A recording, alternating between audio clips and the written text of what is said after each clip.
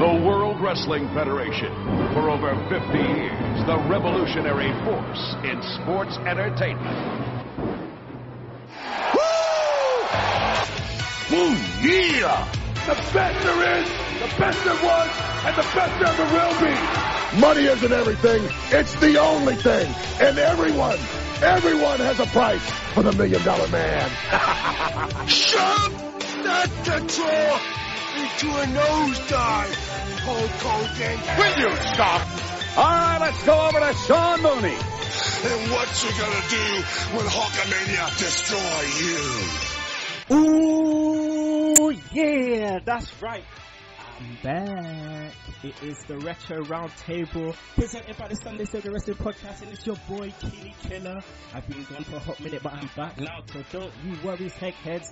We are here to do the damn thing, giving you a nostalgia hit as best as we can. Boy, have we got one for you today. It's the Retro Roundtable, episode 12, and as always, I am doing this with my partner in crime on a Saturday, none other than the Cookie Cutter Podcast himself, Mr. Michael Cook. Hello! Oh, that was louder than I thought it would be. Hello! Hello! How you doing, my friend? Not too bad. I've got wrestling coming up my ears. I can't wait for November and December. ICW and Progress. Come on. Can't get any better than that. But I mean, with the nostalgia here, we have to bring it back to the old school. 1993. Today, we are reviewing King of the Ring 93, the last appearance of Hulk Hogan in this era. It's amazing. So you know I had to bring in my boy, my partner in crime, my business partner, Max Wrestling Podcast own, Dazzy Lee. Hello, people. How freaky was that? How you doing, Daz? I'm good now my Skype's working. Thanks for joining us on the Retro Round Table. It's a first for you. I'm glad that you're here. 1993, how old were you then? 3. Hey, there you go, 1993. Yeah, I was all into the original Power Rangers back then. Nice. So when did you rewatch the pay-per-view? Last night. No, nice. So it's fresh in your mind, which is brilliant. So, as we do the intros, Sunday Segue Wrestling Podcast, Retro Roundtable, our website, sundaysegway.wix.com/Sunday Segue. Also, follow us on Twitter, that's at Sunday Segue, Segue spelled SEGUE. Facebook, like us on Facebook, email us, we're on Instagram, that's Sunday Segue. Also, we're on iTunes, Podomatic, Stitcher. Don't forget to download that Double Twist player. Now, like we do every episode, before we get to the pay-per-view, just hit it, McMahon. Welcome to the heartland of America, as the World Wrestling Federation presents the first ever King of the Ring extravaganza. Tonight, 8 of the toughest superstars of the WWF will bang heads in a grueling single elimination tournament to determine once and for all who is the King of the Ring. In opening round matchups, former WWF champion Hitman Bret Hart will square off against his old nemesis, Ruthless Razor Ramon. Pure perfection meets pure power as Mr. Perfect takes on the sinister Mr. Hughes. Hacksaw Jim Duggan will butt heads with the massive beast from the East, Bam Bam Bigelow. The undefeated Native American Tatanka grapples with the narcissist Lex Luger. Who will survive this grueling test of strength and endurance? Who will be crowned the WWF King of the Ring? We are live in the sold-out Litter Center from the heartland of America, Dayton, Ohio, where the World Wrestling Federation presents the first ever King of the Ring. Along with one else, Jim Ross, along with Macho Man Randy Savage, and Bobby the Brain Heenan, Hulk Hogan. Now, McMahon Cookie comes in just to do this bit, but he's not on commentary. He was speaking 150 miles per hour, talking about the brackets. Oh, yeah, I mean, we had to go as fast as the music, didn't we? I mean, it wasn't your normal, like, how come that? You know, I mean, he was just going on, just like, and we got Jim Duggan, Bam Bam Bigelow, and Razor Ramon. It's just like running through it. And then, music. Oh, modified Ultimate Warrior. Yeah, it's like Jim Johnston, number 2067, like, just gonna tap on that one. But, Dazzy, I mean, this is Jim Ross starting off the pay-per-view all by himself. He starts this, he's in there, no McMahon to be seen, and he's got Randy Savage with him, he's got Bobby Heenan with him. What did you think of these three together? Interesting combination. Savage was a little bit repetitive, but, you can't knock him for that. You ready to lock and load? Let's do the damn thing. Also, with Vince as well, I was watching it on the network on my PlayStation. Because he was speaking so fast, I had to make sure I hadn't knocked R2 on my controller so it wasn't going like half a speed quicker. 1.5. Oh man, I know those ones all too well. But Jim Ross, man, what a class. From day one, this guy, if you watched old school WCW before this, you knew what he was bringing to the table, Cookie, and he brought it 100%, man. Oh, well, like you said on WrestleMania 9, he's basically a sportscaster. He tells the action, which I don't think works for Bobby Heenan, because he was always trying to tell jokes, and Monsoon would say, "Oh, will you stop?" But in these two pay-per-views, I thought Bobby Heenan felt like the odd man out sort of thing on this. I think it was mainly should have been maybe Macho Man and Jim Ross, because they were good together. I don't know if you can remember Bret Hart versus the 1-2-3 Kid for the title. Them two called that match, and it was unbelievable. Yeah, because that match was crazy, man. It was one of Bret Hart's favourite matches. I think that was the one where Macho Man was almost losing his voice. It was that good. Oh, it's the one when the 1-2-3 Kid did those free kicks, and the last one he kicked Bret right in his face. Oh, that was horrible. All right, let's go into the first match. We had Razor Ramon, Oyeme Chico, versus Bret the Hitman Hart. Now, Jim Ross kept saying, Cookie, here, Bret Hart, the number 1 seed. Yeah, he didn't have to qualify. Yeah, everybody else qualified except Bret Hart, who got number 1 seed, because he just recently been the champion, so he got an automatic spot, which was a bit unfair. Well, it was a bit of a spoiler alert. But Dazzy, I was very much looking forward to this match because we know they're both good workers on their day. And what was you expecting from this before we actually went into the match, knowing that it is 1993, and we're so used to what's happening today? It just reminded me of one of those, rare good matches that you get on Raw nowadays. I mean, very, very rare. Yeah, because the commentary's actually calling the moves. Yeah, that's even more rare. After seeing that, I just wanted to see more of Razor and Bret. I mean, even with that, Dazzy, Ross was calling, the way he was calling it as well, he was just like, knife edge tap, clothesline, Irish whip, and that's on the drop kick. He was going 100 miles an hour at the beginning of that match. He was excited more than we were, goddammit. But yeah. Did you notice the 1-2-3 chants at this time? Yes. Cookie, do you want to explain the backstory behind so the Segheads know what's happening with the crowd chanting 1-2-3? Well, a month earlier, in a supposed squash match, I think he was called the Kid at the time, did a moonsault and pinned Razor Ramon. And then Macho Man started going 1-2-3. So the crowd just started going 1-2-3, and that's how it became the 1-2-3 Kid. X-Pac. Organic. That's how things should be, man. Brilliant. And he came out each week with $5,000 to accept my challenge, and then it would go to 10,000, and then. Oh man. So this match anyway was very, very fast paced. I thought there was loads and loads of counters, especially to begin with. But Dazzy, there was a point where everything kind of just slowed down when Razor just pelted Bret into the corner with shoulder first, and then just literally just kicked him in the face. I noticed this with a lot through the pay-per-view. A lot of people were just sort of really bouncing off the corner like it was a trampoline. Yeah, it was weird. And didn't you find the ring weird? The sound coming off the ring? There was an echo to it. Yeah. I liked it. Yeah. Someone placed the mic way too close to the mat. Oh, man. But yeah, we talked about the crowd shouting 1-2-3. Hart goes through, his signature moves, Cookie. And I felt Ross's energy made the match sound so exciting. Oh, yeah. I mean, because of the 15-minute time limit as well, that's how they had to get all the, as the X-Pac would say, get your shit in. And get all your moves out. So it was a faster paced match than the Royal Rumble, I thought. Well, the match finished as when Razor tried to do a top rope suplex, which Brett countered for the win. Do you reckon? I mean, looking at all the matches, obviously forecasting what's happening. Do you think this was the right match to start off the pay-per-view? Yeah, nice and exciting. Get him going straight away. Did you notice anything else in this match that you wanted to talk about? God, just how much of a heel Razor was. The crowd were all over him. It's nice that though, going back and seeing that, and the way he's just like, I don't know, the gestures towards them, just throwing the toothpick in the crowd, like. Or did he throw the toothpick at the kid that got the sunglasses?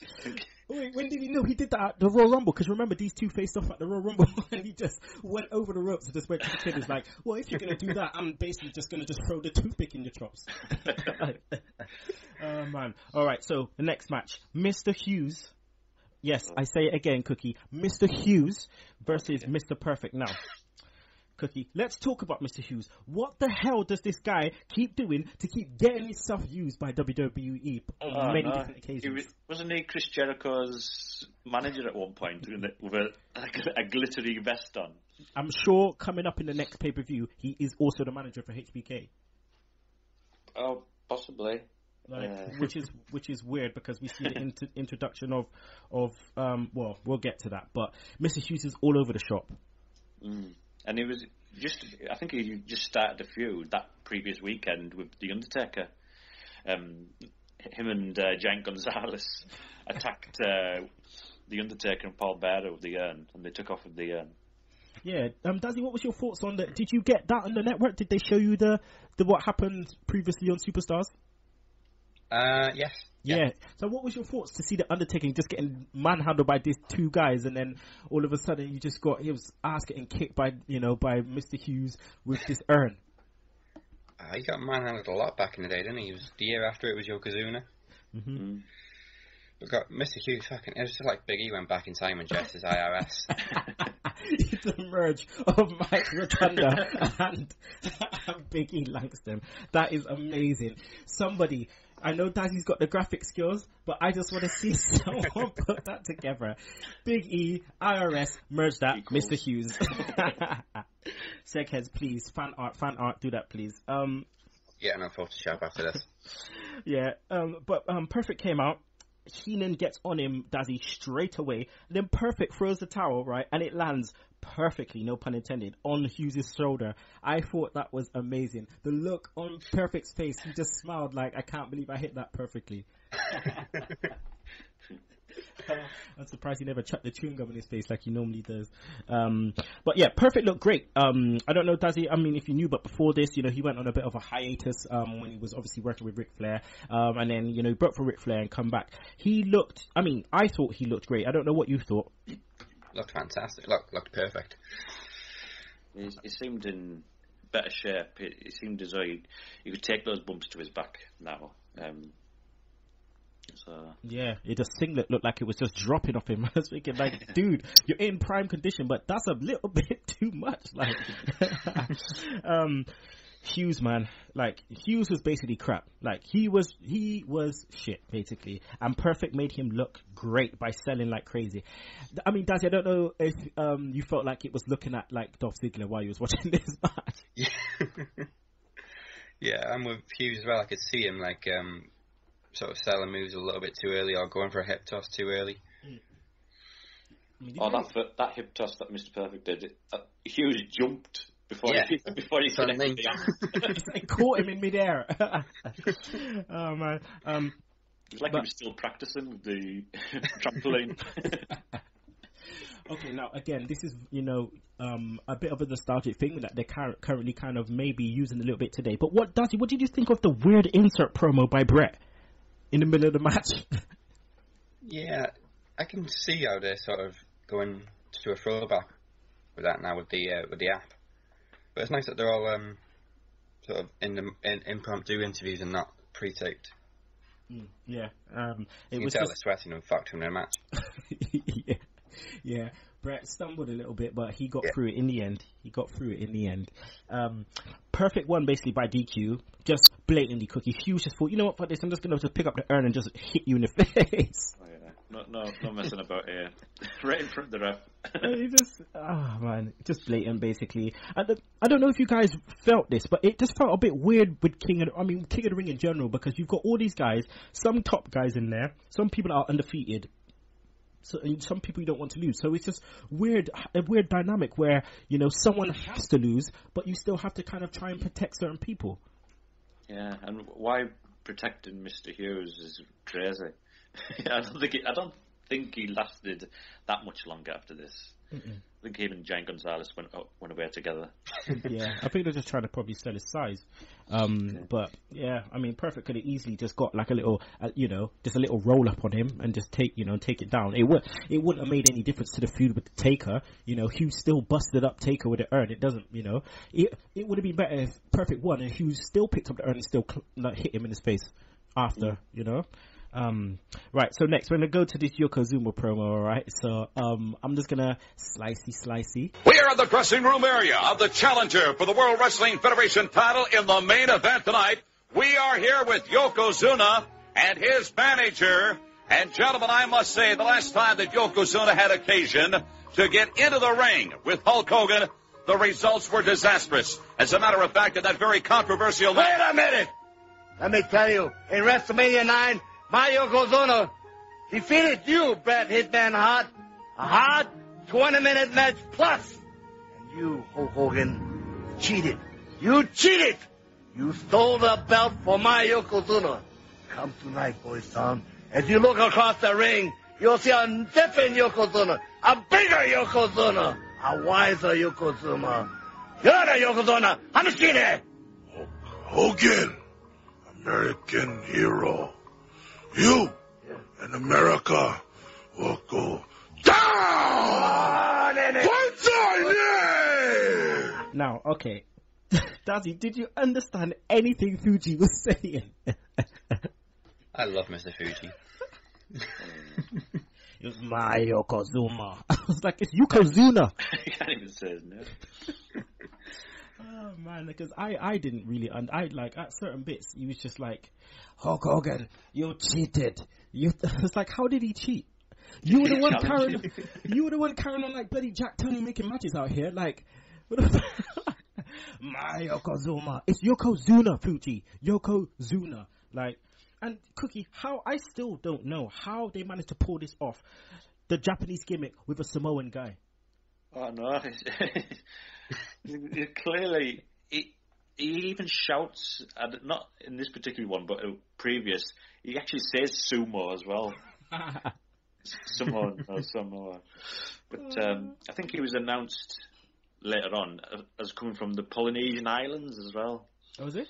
Mm. Oh, wow, well, I was just expecting him to do like a tenor and go Katili, or to say something like that, to kind of like say that he's Japanese, He just represents Japan.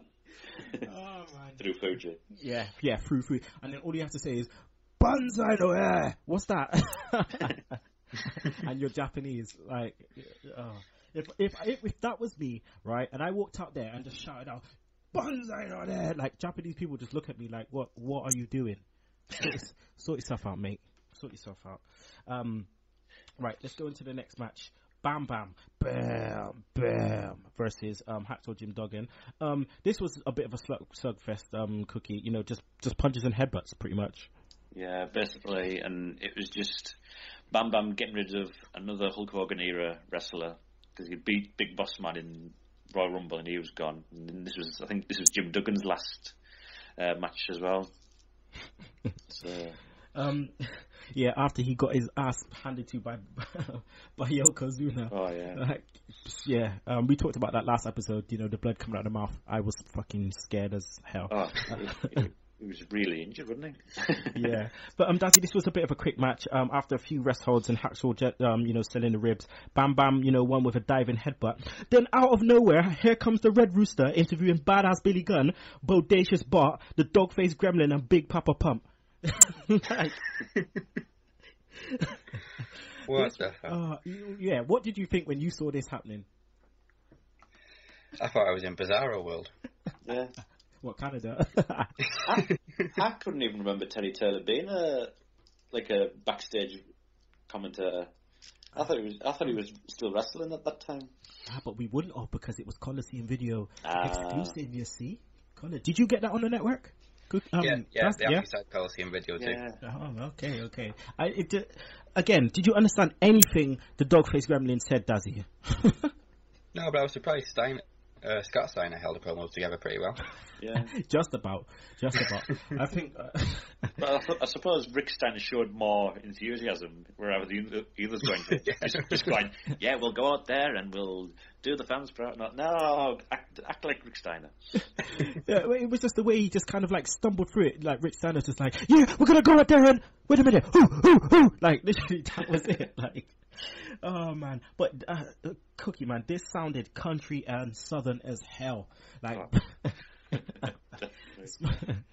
Those moustaches on Smoking Guns. Whoa. That's what you call retro and a half, man. Jeez. Yeah.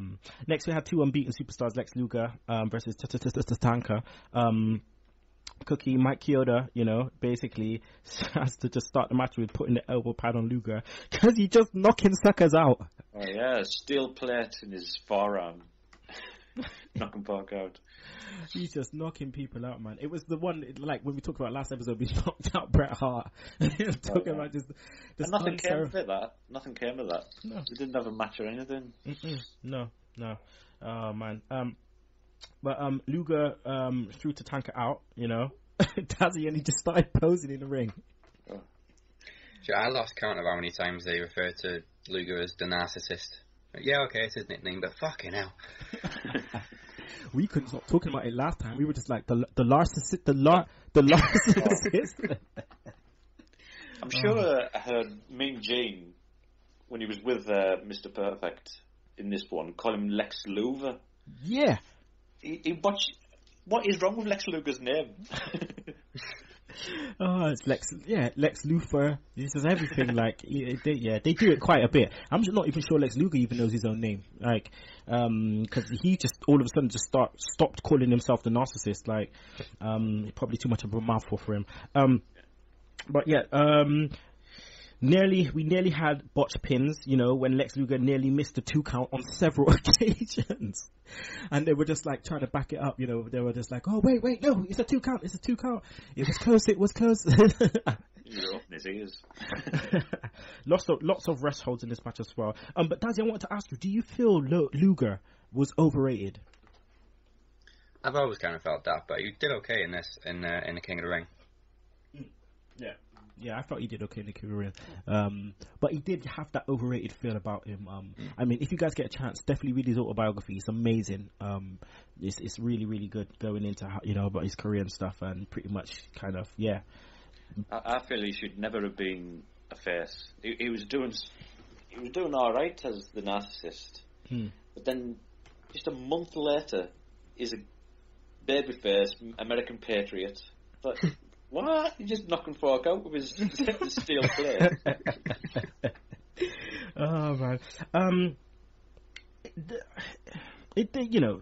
One thing I want to ask you, Cookie, as well, was like, did it tell a story of 2 undefeated, wrestlers? Did you feel it had that kind of feeling towards the match? Well, it did feel like they were unbeatable. So going to a 15-minute time limit draw made sense, sort of thing. Mm-hmm. But I thought they would have, because he knocked out Tatanka after the match, it seems to knock people out and nothing comes of it. Nobody comes back to him. Yeah, like, I mean, come on, man. You got a bloody tomahawk axe, man. Like, run after him with the axe or something. Yeah. Just see him. I would love to see that backstage, just pelting it down the corridor, like going with the axe. Like Luger using the mirror to shield himself. Like, no. Well, the finish came when the time expired, as we said, and then Luger just kind of was trying to play the face, and then basically turned it around and just knocking fools out. Match was what it was. They protected both of them. You were always going to get that with 2 undefeated guys. So which meant that Bam Bam got a bye to the final, which was, for him, he was just like, great, thank you very much. Fresh as a daisy, as Bam Bam would say later on. Oh, that coming out of his mouth. He should be saying that. No. It's like, could you imagine Luna Vachon saying something like that? fresh as a daisy. Let me get Brett versus Perfect now, Dazzy. What did you think of their promo before the match? I love Mean Gene stirring the pot. Troublemaker. Yes, you're troublemaking little shit. They should have that EC3 trouble in the background. Yeah, sorry, but yeah, what did you think of the promo before the match, man? Again, you can see Brett kind of stumbling a bit, but trying to smooth things down. Say, no, I'm trying to say I respect you, but just Perfect wasn't having any of it. And then he was like, my dad beat your dad. But did he though? My dad beat your dad.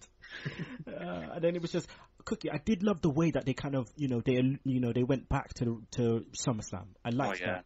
Yeah, because Perfect says he owes Brett one for SummerSlam.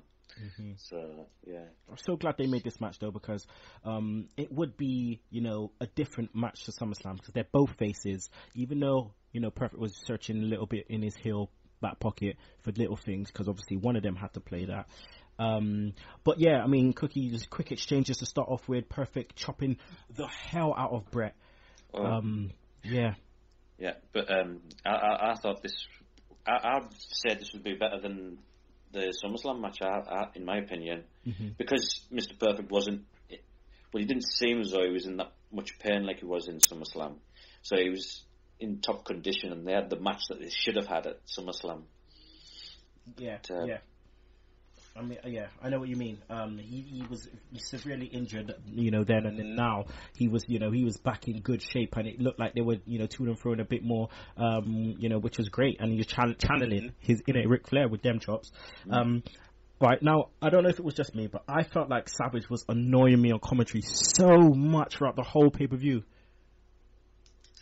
Alright, yeah, it's, as you said before, just repetitive, and Heenan's trying to do his thing, and Macho Man would say, useless information and all this sort of stuff. And, shut up, Savage. I like you, but shut up. Perfect got the upper hand and just launched Brett into the barricade from the apron. And no photographer to break his fall this time. No. Right in there. Another missile dropkick, Cookie, from Perfect. He's just pulling out all the stops. Oh yeah. Mr. Perfect was so good at this point. I bet you he would have been a challenger for Brett in '94 if he wasn't injured again when he won the belt. As ever, he takes the sternum shot. Dazzy, that's one thing that cements Bret Hart. I mean, he knows how to take that shot, man. Throughout the whole '90s, he took that shot like a boss. Sternum first into the turnbuckle. Oh my god. I couldn't do that, man. I couldn't do that. But what was your thoughts, Dazzy, when you saw Bret Hart pick Perfect up and suplex him over the top ropes, folded over? Jesus, I thought that's gotta hurt. Oh, especially Perfect, because he hit that apron, didn't he? And they never let go. They were still both holding on to each other on the floor. Man, I suppose they're breaking each other's fall, but that was, that was nice. I think one of the best ones I've seen was when, I can't remember which match it was. It may have been the Bret Hart, Shawn Michaels Iron Man match. Bret Hart, he gave a back body drop to Shawn Michaels in the corner, and Shawn Michaels just flew over the turnbuckle and just landed back body drop onto the floor. It was horrible. Your camera couldn't even catch it. It just looked mental. My other favorite was it WrestleMania 8 Cookie when Ric Flair just pelted Savage over the top rope. Oh yeah, it looked like he died. Oh yeah, right over the top. Because he held on and just went vertical up and just plowed down. Anyway, let's continue with the match. The finish came when Perfect got Brett in a small package. Brett reversed it for the win. Dazzy, your thoughts on the match? One of the best matches, isn't it? Yeah. I liked how Bret Hart's fingers were taped as well when he got stomped on by Razor Ramon. He had them taped. I thought, there you go, John Cena. That's what you do. Continuity. Yeah. Oh man. Right, we're gonna go into Hogan versus Yoko. Big Yoko. Hogan, Dazzy looks old, man. Yeah, You can still see his eye, sort of still a bit damaged. But he looked older than he did in 2002. Jimmy Hart too. Put the sunglasses back on, dude. Yeah. Oh yeah. Oh man. But I'm not really want to go into the promo because it was John Cena 2.0, so I don't really want to talk about that. But Yoko takes control of Hogan basically from like for the first 3 minutes, Cookie. Oh yeah. I mean, it felt as though they were just getting rid of Hogan here. They were just let's squash Hogan because Hogan couldn't get anything. He couldn't slam him and everything. It wasn't going Hogan's way. So no, it wasn't. In other words, get out. Yeah, it wasn't going Hogan's way. Which, in other words, you know what that means, Cookie. It means it's time for Hogan's heel shit. Hogan decides to just, after a few punches and kicks, he just decides to just bite Yoko. I'm just gonna bite him. Like, it's nothing. You're a baby face. You're the guy that all the kids are meant to love. So you just condone him biting now. What are you gonna do when a kid's in the playground, drinking his milk and saying his vitamins and eating his vitamins and saying his prayers, and then all of a sudden you're just biting someone? Like, that's you, Hogan. That's on you. That's on you. So long bear hug by Yoko. Hogan tries to get out of it, but Yoko nearly kills Hogan with a massive belly to belly suplex, Dazzy. He's like your typical Hogan versus big guy. He's trying to knock him down, but big guy's looking like a monster. It reminded me of Hogan versus Earthquake. Definitely reminded me of that. Hogan hulks up, Cookie, eventually gets Yoko down, does the leg drop, Yoko kicks out. Unbelievable. I mean, that was the first time it properly being kicked out. Sid did it the year before, but I don't think he was meant to. I think Papa Shango was supposed to come in and stop the match. But, I couldn't believe that. Like, it was in the works that he was on his way out, and then the photographer came up with his dodgy... Now you know where Triple H got his inspiration from with the fireball for Kane.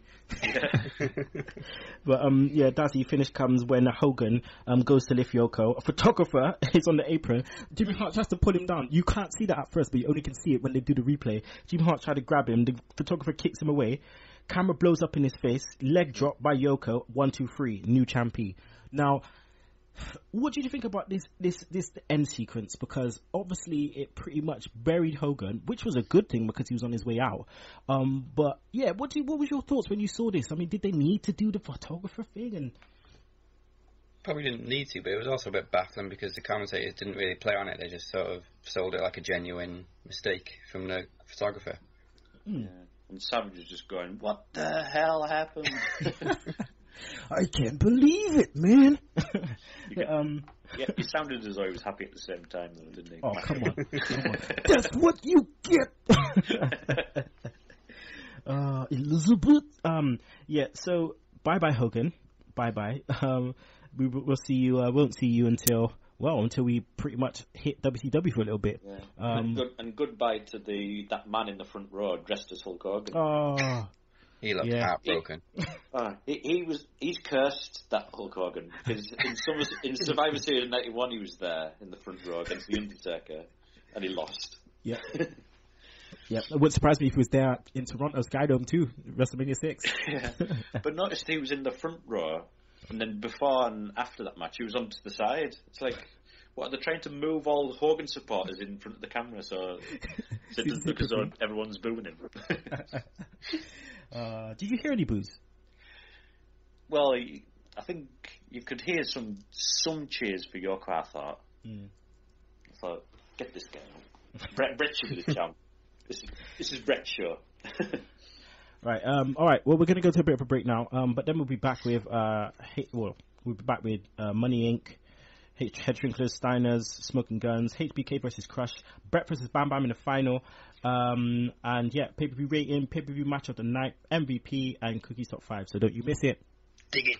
Live from the In the Room studios located in the Net Carrier Enclave. This is the VOC Nation Radio Network. Hey everyone, it is your favorite knockout, Mickey James, and you're listening to the VOC Nation. Hey there, hi there, ho there. Thanks for coming on down. It's Save Wrestling, the podcast, and the business-making town. I am your award-winning hostess with the mostest, Shelly Funtime Martinez, and she is my co-host, Dazzling Danielle. Woo! Hello out there. And together we are the Martinez Girls. We finally did it. And you can join us here Monday, 6 p.m. Eastern on the VOC Nation as we save wrestling together, Danielle. Fighting crime. Woo! Interested in advertising with the VOC Nation radio network, whether on the website or across our syndicated network of podcasts? Contact VOC at vocnation.com for advertising information, and do so before June 22nd for the possibility to save 40% on what you will spend on an ad. And we're back, people. It is the Retro Roundtable, episode 12. We are reviewing King of the Ring 93 with my partner in crime, Cookie, and also Dazzy Lee from Max Wrestling Podcast. So, we're going to go right now into the HBK promo. Now, this is the first time we see Diesel, guys. Kevin Nash, Oz, whatever you want to call him, Vinny Vegas, who is in Magic Mike 2. I can't believe that. Oh, man. But HBK, Dazzy, he just rips on Hogan. Rips on him. Yeah, pure HBK. Well, old school HBK. Bit of a shoot. Yeah, kind of foreshadowed the 2003 match as well. Mm-hmm. Yeah, calls him a dinosaur. Dinosaur, yeah. Ain't in the caliber of myself. me and Gene wasn't happy with that. Because he went, I think you've been watching too much of Jurassic Park. Topical, 1993. Oh, jeez. But yeah, great HBK promo. I love the HBK promos back then because you just see the progression. I mean, me and Cookie have said time and time again, the matches that they put HBK in with the IC title, it just maps out a perfect progression to the title, to the WWF title. I'm going to just touch on Money Inc. And Head Shrinkers versus Steiners and Smoking Guns. Won't go too much into it, but this was the first time we see the Smoking Guns. What was your thoughts, Cookie? Yeah, it was alright, wasn't it? But they seem to be just talking about Hogan losing and how happy they were about it. So, Hulkamania is dead. No, that was the impression. I just love when Heenan, though, he's just like, Hulkamania, it's over. It's over. Hulkamania has died. He says that every pay-per-view Hogan's on. Smoking Guns win, when Badass Billy Gunn busts a roll up on DiBiase, when DiBiase had him in the $1 Million Dream and then just leaves him. Yeah. I don't understand. Didn't understand that at all. But you'd have thought the Smoking Guns would get the title shot, but it was the Steiners that traded the belts with great thing. Alright, so let's go to HBK versus Crush IC title match. HBK just won the IC title back off Marty Jannetty with help of Big Daddy Cool Diesel. They started out the match by showcasing HBK speed, which was great. Crush looked huge compared to HBK Dazzy. Yeah. To be honest, the only time I'd seen Crush before was against Savage at WrestleMania. So it was nice to see him looking a bit fresher and younger. Corner Crush! Savage licking his ass, like this whole point, and up until WrestleMania 10, literally licking his ass up until this point, like, Corner Crush, do the damn thing! Like, shaka bra! They must have been making Crush to be the next Hulk Hogan, where Savage is going. He said, I think he could slam Yoko and all. Oh, God.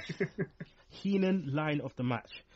Crush may be strong, he may be big, he may be quick, but between the ears, he's just a busted up pineapple. Love it. Crush military presses HBK and then took a tilt-a-whirl backbreaker. Oh, horrible. I love tilt-a-whirl backbreakers back then because they never really did it that much, and when they did it, they always did it on the small guys, and it looked horrible. I remember watching Superstars one time, and Warlord did this tilt-a-whirl backbreaker onto this jobber. Oh, it was horrible. But the finish comes, Cookie, when Crush sends HBK out of the ring.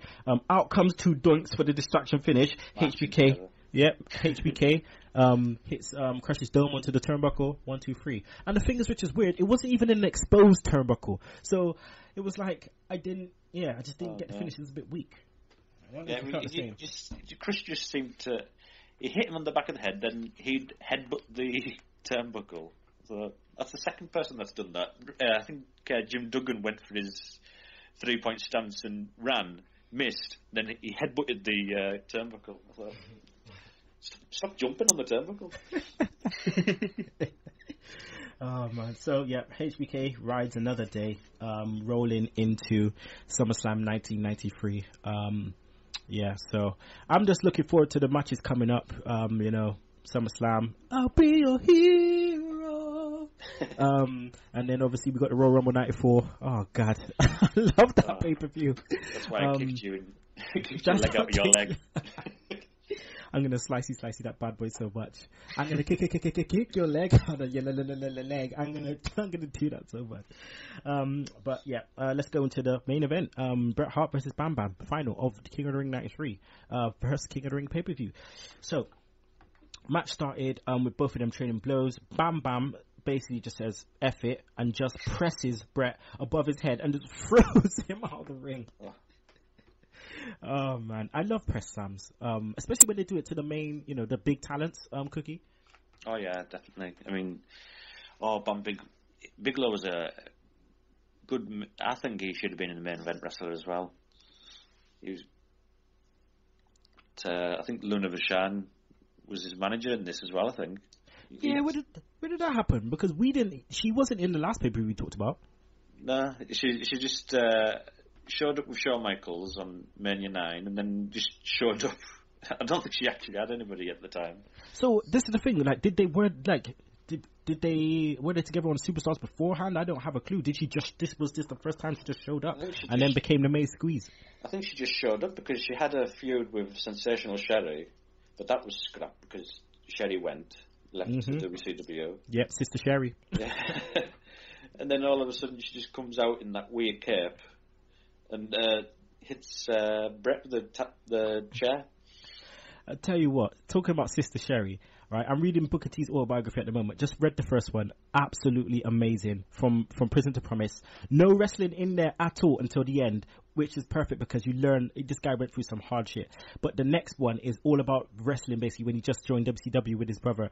And when he talks about when Sherry first came and joined Harlem Heat, man, I tell you what, the stuff they went through with Sherry, jeez, you need to literally pick up his autobiography. It's amazing. I've just got past the bit where he calls Hulk Hogan the N-word. Just got by. It's one thing watching it, right? It's one thing watching it on YouTube, but the way he explains it in his book, it's so funny. It's so funny. Oh god. But yeah. Anywho, I digress. Bam Bam controls most of the match until Bret gets the upper hand on the outside. Bret goes for a high-risk move. Bam Bam catches him and just rams Bret into the ring post. Bret is getting absolutely turned over, Dazzy. Yeah. God. He's just getting... Bam Bam's a rough dude. Alright guys, I'm gonna have to speed through this so we can get the last bits in. Out of nowhere, out comes Luna, just like we said, just hits Bret with a chair. Diving headbutt, and Bigelow wins until Earl Hebner comes out. Was it Earl? Dave? Don't know. And then reverses the decision. Didn't know Earl Hebner can do that ish. Where was he in the title match? I know. I completely forgot about Bam Bam winning. Yeah, I mean, they just reversed the decision just out of nowhere. Like, but can you imagine Bam Bam in a feud with Jerry Lawler? No, you can't. You couldn't. You'll get squashed. You'll only get squashed. Yeah, and then that will be the reason why he ended up having his leg in a crutch. You know what I mean? Well, yeah, again, we'll get to that. Kiss my foot. But match restarts. It's all Bam Bam until Bret basically takes over with his signature moves. Then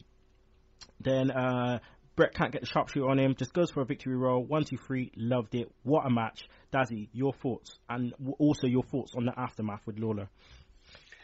Yeah, like you said, what a match. It's not something you see every day when the referees come and sort of say, fuck off, he cheated. So, nice bit of drama, and with King at the end, nice setup as well for them. Dude, he picked up a chair. Yeah. He picked up the throne.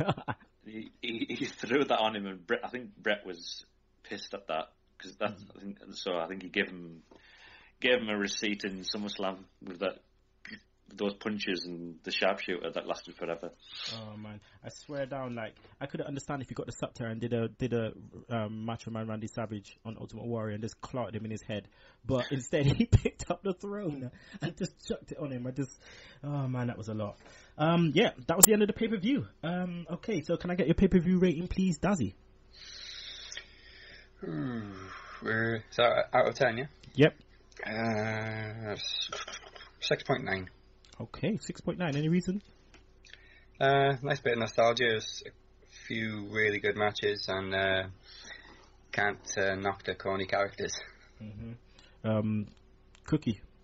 I'll go 7. Just it was Brett's show. This was him saying, "Stuff you, Hogan. I'm the guy now." Oh god. Okay. Pay-per-view match of the night for you, Cookie. Brett and Perfect. Has to be.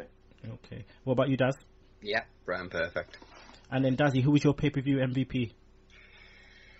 I suppose it's got to be Brett, hasn't it?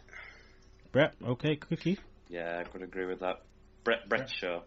Unanimous. All right. You know what the time is now, people. It is time for Cookie's top 5. So, Cookie, tell the peeps what you have for us today. It is top 5 heels. Now, sorry, Ric Flair, I said heel. I don't know if you heard. He doesn't like people using those terms. But I'm going to use it today. So, top 5 heels. 5. Now,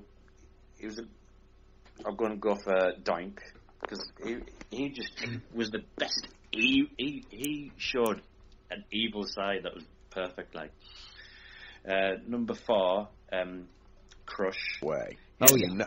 Like turn on Macho Man. And Kota Ibushi looked at him for a second. He was moments brawl when Macho Man came back. That was a spectacular ending. It was a Phoenix splash caught in the middle into a style splash. He throws Vince McMahon across the floor. Number 3, Jerry Lawler. His feud with Bret Hart, and that Raw when I think Bret's against Bam Bam Bigelow on a Raw, and his parents are in the balcony, and Jerry Lawler comes out and just takes the piss out of both of them. Number 2, Shawn Michaels. His matches with Marty Jannetty on the Raws were brilliant, and number 1, Yokozuna. He was the champ, and everybody tried to slam him on July the 4th. And so Yokozuna, number 1 heel in 1993, I thought. Okay, there you go. Yoko takes it down, my man Yoko, the fake Jap.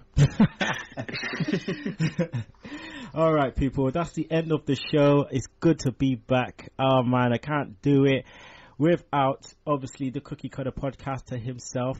Cookie, let the people know where they can find you on the Twitter. You can find me at the Cook. Okay, and obviously I have to say thanks to my business partner, that is Max Wrestling's own Dazzy Lee. Let the people know where they can find you, Max Wrestling, and all that Max Wrestling do on social media. Deep breath. I'm on the Twitter at Epic Dazzy. Max Wrestling is at Max Wrestling Mag.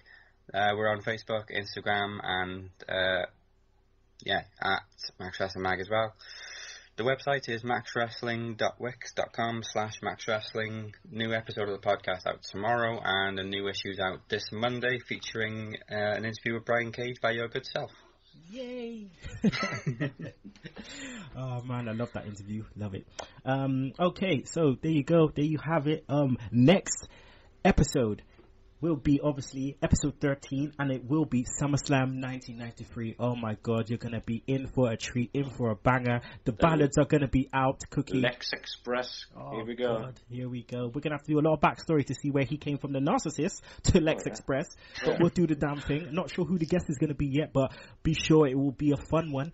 Maybe we'll try and get an American on because it is the Lex Express. You never know. I might have to get Fame Black in so he can run the damn thing and, you know, bust a couple jokes. So I might see if he's available. But nevertheless, as you know, make sure you check us out. That's Sunday Segue podcast.wix.com/Sunday Segue. I'm your boy Kinny Killa. He's a cookie cutter podcaster, Michael Cook. And make sure you check us out next time, brother.